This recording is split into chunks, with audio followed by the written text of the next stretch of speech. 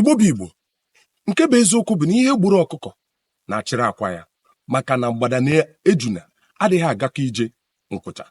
Onye a na-ebo ebubo nsị adịghịkwa mma ịnya nkịrịnka apata, mana ka anyị chetakwa na ọchị onye ọzọ chịrị adịghị mma ka ọ nyụwa ama akwa, maka na chi jiere onye chi ọjọọ ọ naghị efe efe. Kpatara Igbo ji wee kwuo sị na onye ji ụmụnna ya were mere nkụ, onye ụgụrụ anaghị atụgbu ya.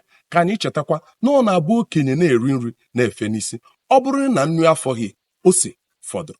Ka na agadi nwaanyị ka na ebe ọ na-aba mba, ọ kwụrụ ya o wee karụsịa.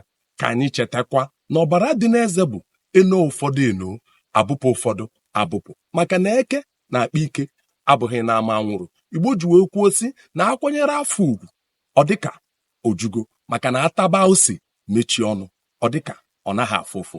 Ka anyị chetakwa na onye ji isi amụ nkwa a sịkwana na nkata ekpudobeghị ya, maka na ọkụkọ nwee onye ọrịa adịghị ara ahụ ọ bụrụ nke nwa dibịa.